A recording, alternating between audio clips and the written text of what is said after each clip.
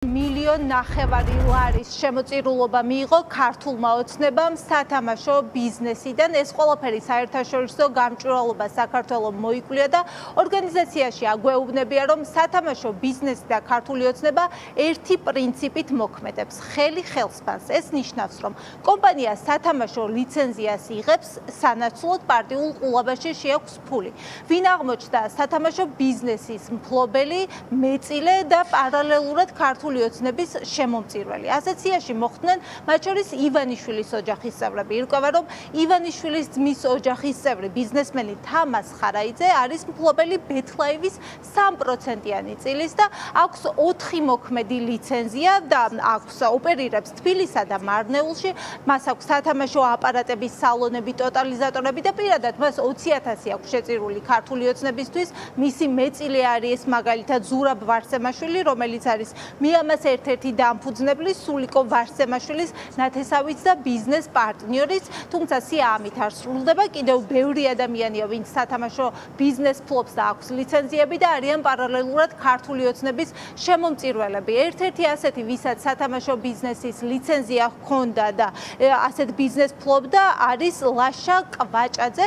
ის იყო ევროპა ბეთის წილის მფლობელი და ევროპა ბეთის მოქმედ ყოფილ მეწილებსა და მფლობელებს შორის, დირექტორებს შორის ერთ-ერთია, ვისაც ყველაზე მეტი აქვს ქართული ოცნებისთვის მთელი ამ დროის განმავლობაში შეწირული, ჯამში არის 240,000 ლარი. ასევე მაგალითად ასეთ სიაში აღმოჩნდნენ ქართული ოცნების წევრის ისკო დასენის შვილები, ისინი ორ კომპანიას ფლობენ, აქვთ 10-მდე ლიცენზია, თბილისსა და რუსთავში ამუშავებენ, მათ შორის სათამაშო ბიზნეს და ჯამში ამ კომპანიების სახელთან დაკავშირებულ პირებს 136,000 ლარი აქვს შეწირული. ასევე ქართული ოცნების წევრთან დაკავშირებული სათამაშო ბიზნესი იყო ქართული ოცნების წევრთან ბათუმში. ჯეოგრატორის 50%-იანი წილის მფლობელი იყო გიორგი ლომთათიძე, რომლის ოჯახმაც სხვადასხვა დროს ტენდერებიდან 5 მილიონამდე ლარი მიიღო. შესაბამისად, ბევრ კითხვას სვამს საერთაშორისო გამჭვირვალობა საქართველოს და ამბობენ, რომ პასუხების მთავარი ადრესატი ქართული ოცნება არის. ხომ არ არსებობს სწორად ასეთი გარიგება, რომ ლიცენზიების სანაცვლოდ ქართული ოცნება იღებს ტოტალიზატორების და სათამაშო ბიზნესის მფლობელებისგან წილს, სწორედ იმ მოქალაქეებისგან შესულს, ვინც სწორედ ასეთ ადგილებში დადის. პოლიტიკური ლოიალობა არის ერთ-ერთი მნიშვნელოვანი მექანიზმი იმისათვის, რომ მიიღოს სათამაშო ბიზნესის ნებართვა და ჩვენ ხედავთ, რომ სათამაშო ბიზნესში ჩართული კომპანიები და მათი წარმომადგენლები არიან ლოიალურები ქართული ოცნების მიმართ. ქართული ოცნება არ უსინჯავს, მოდი ასე ვთქვათ, კბილს არანაირ პოლიტიკურ შეწირულობას, თუნდაც ის იყოს სათამაშო ბიზნესიდან შემოსული. სათამაშო ბიზნესში უმთავრესად დაკავებული ადამიანები, რომლებმაც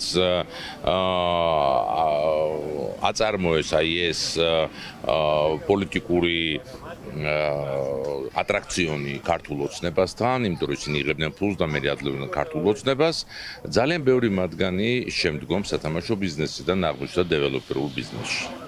და ბუნებრივია, იქაც მათ ჭირდებათ მხარდაჭერა ქართული ოცნების. თქვენ ხედავთ, რომ მაგალითად ევროპა ბეთის ერთ-ერთი ყოფილი მფლობელი, რომელმაც ყველაზე მსხვილი, პერსონალურად ყველაზე მსხვილი პოლიტიკური შეწირულობა გაიღო, ვსაუბრობ ლაშა კვაჭაძეზე, 240,000 ლარი. დღეს ის მსხვილი დეველოპერია და ყველგელაობს და მონაწილეობს აი ამ ტრამტაუერის პროექტშიც. აი ამ სათამაშო ბიზნესში, რომელიც ერთ-ერთი ყველაზე დახურული ბიზნესია, არიან ადამიანები, რომლებიც არიან პირდაპირ დაკავშირებული ქართულ ოცნებასთან, რომლებიც ლოიალობას უცხადებენ ქართულ ოცნებას, იღებენ ამ ნებართვებს და შემდგომ, რა თქმა უნდა, მათ უჩნდებათ ვალდებულება, რომ გაიღონ პოლიტიკური შემწირულობა ქართული ოცნებისთვის. ხელი ხელს ბანს. პარტიული მხარდაჭერის შემდეგ ისინი დარწმუნებულები არიან, რომ ეს ლიცენზია გაგრძელდება.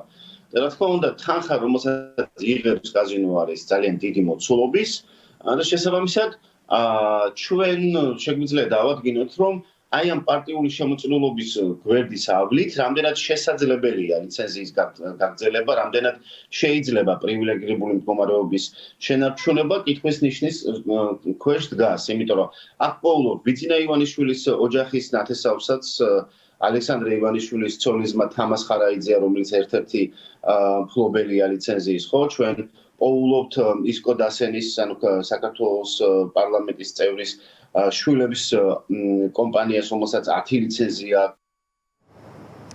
ჩვენ ვეცდებით ქართული ოცნების წარმომადგენლებისგან მივიღოთ პასუხი, რა პრინციპით იღებენ ისინი ბიზნესმენებისგან თანხებს და გასცემენ თუ არა მთავარ კითხვაზე პასუხს, ხომ არ მოქმედებენ შემოწირულობების სანაცვლოდ და ხომ არ იღებენ ბიზნესები ლიცენზიებს სწორედ ქართული ოცნების ყულობაში შეტანილი თანხების შემდეგ.